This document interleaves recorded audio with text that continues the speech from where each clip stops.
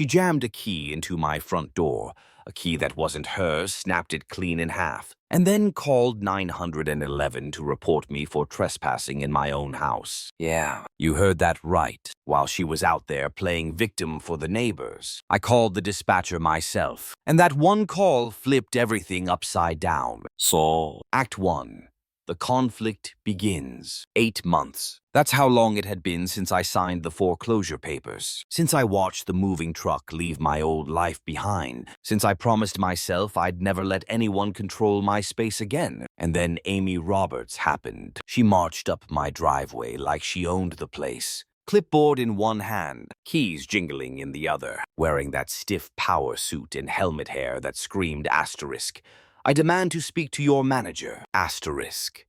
The first words out of her mouth weren't hello or welcome to the neighborhood. No. She looked me dead in the eye and said, "Excuse me, this is my property to inspect." I stood there in my pajamas, coffee halfway to my lips, thinking maybe I'd accidentally time-traveled back into my failed marriage, because that's the same entitled energy I used to live with. Amy introduced herself as the HOA president of Maple Ridge. Problem was, according to every piece of paperwork I owned, my house wasn't in Maple Ridge, but she didn't care. She waved her keys like they were Excalibur, convinced that if she rattled them hard enough, physics would bend to her will. Try 1. Jam the key in, didn't fit. Try 2. Wiggle harder, muttering about illegal lock changes. Try 3. Brute force. Try 4. Panic. Try 5. The key snapped in half, and that's when she called 911. She reported me, the homeowner, as a trespasser, to my face, with neighbors gathering like it was dinner theater. Margaret, the sweet but gullible lady across the street, had her phone out recording. Dave, the engineer who treats everything like a math problem, stood frowning. Lisa, the single mom, pulled her kid close like I was some kind of threat. Amy turned to the crowd and put on a performance, ranting about community standards, about tech bros who think money buys respect. She played it so well. For a split second, I actually questioned myself, like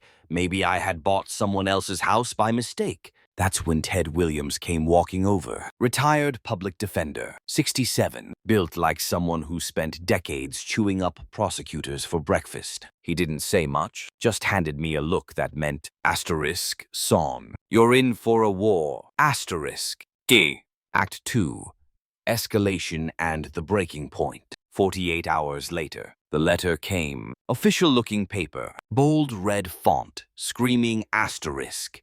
Immediate compliance required. Asterisk.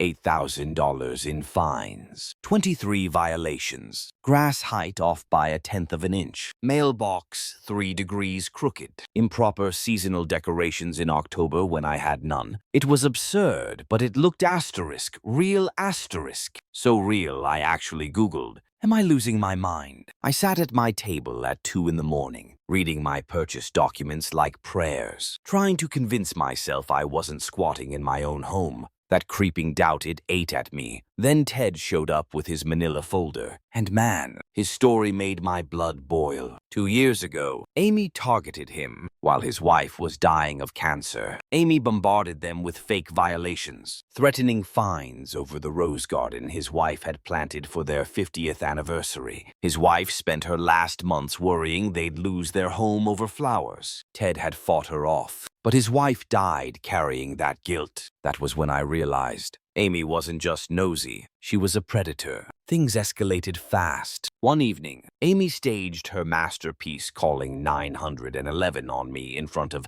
half the neighborhood. She described me as an aggressive male threatening a licensed professional. Neighbors nodded along, phones recording. My reputation, dead in real time. But I had an ace. Mia Gonzalez, an old college friend working dispatch. While Amy spun her tale of woe, I was speed dialing Mia, sending every document, survey, receipt, time-stamped photo. By the time Officer Jackson rolled up, the file on me was thicker than Amy's ego, and when he asked her for a court order number, she didn't have. Watching her squirm was almost worth the panic attack I'd been nursing all week. The officer shut her down. "Ma'am, civil documents don't authorize forced entry. Without a writ signed by a judge, this locksmith isn't touching that door. The neighbors dead quiet, phone still rolling. But this time they were filming Amy's first defeat. But Ted was right. A cornered Karen is a dangerous Karen. She lawyered up.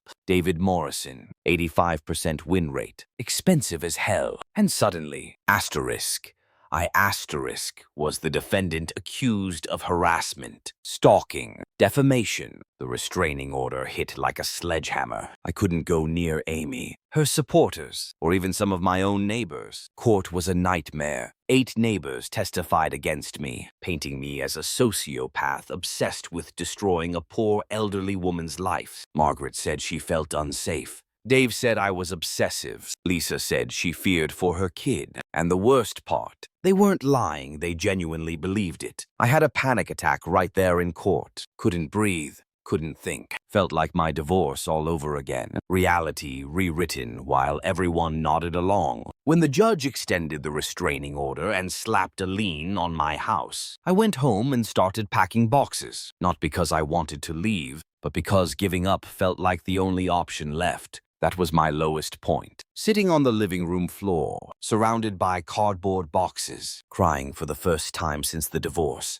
I was ready to surrender. And then Mia called. Funny thing, she said, casual as always. Amy Roberts called 911 this morning, reported her own house being robbed, except it was a different address, not the one she'd sworn under oath in court. That one detail snapped me out of my spiral like a slap to the face. She couldn't claim homestead at multiple addresses. That was fraud, perjury, tax evasion, all wrapped up in one neat little felony bow. The hunter had just trapped herself.